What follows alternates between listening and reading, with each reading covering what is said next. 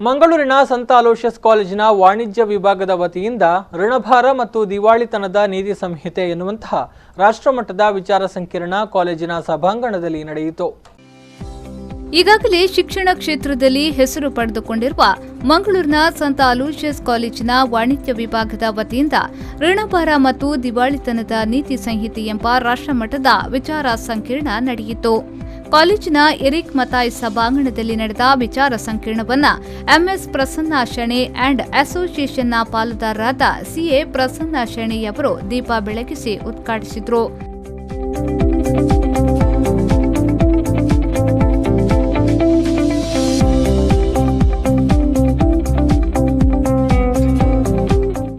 ತದಬಳಿಕ ಮಾತನಾಡಿದ ಅವರು, ವಿದ್ಯಾರ್ಥಿಗಳಿಗೆ ಕಾರ್ಯಾಗಾರ ಅತಿ ಮುಖ್ಯವಾಗಿರುತ್ತದೆ. ಅದರಲ್ಲೂ ಯುವ ಜನತೆಯ ವೃತ್ತಿ ಜೀವನಕ್ಕೆ ಅತಿ ಹೆಚ್ಚು ಪ್ರಾಮುಖ್ಯತೆಯನ್ನ ಪಡೆದುಕೊಂಡಿದೆ ಎಂದು ಹೇಳಿದರು.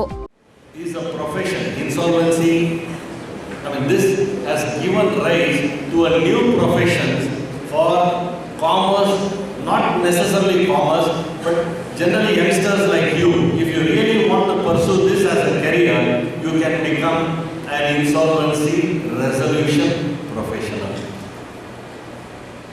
So that is why this has to be important to you, because you are at an impressionable age at this point of time, and probably 1, 2, 3 years down the line you might be looking for various opportunities where you want to pursue your career.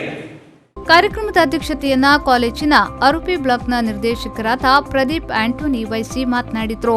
ಕಾರ್ಯಾಗಾರದಿಂದ ವಿದ್ಯಾರ್ಥಿಗಳಿಗೆ ಹಲವು ರೀತಿಯ ಪ್ರಯೋಜನವಾಗಲಿದೆ. ಸಂಪನ್ಮೂಲ ವ್ಯಕ್ತಿಗಳಿಂದ ಹಲವು ವಿಚಾರಗಳನ್ನು ತಿಳಿದುಕೊಳ್ಳಲು ಸಾಧ್ಯವಾಗುತ್ತದೆ ಎಂದು ಹೇಳಿದರು.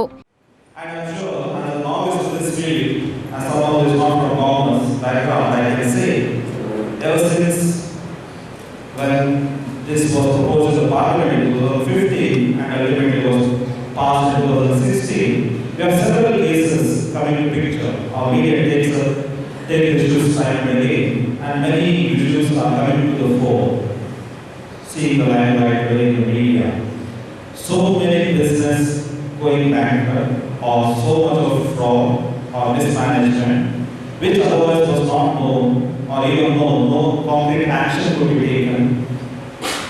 And we have a bill which enables us to take some action, so we are clear how we can move ahead in a scenario where there is so much of chaos and confusion.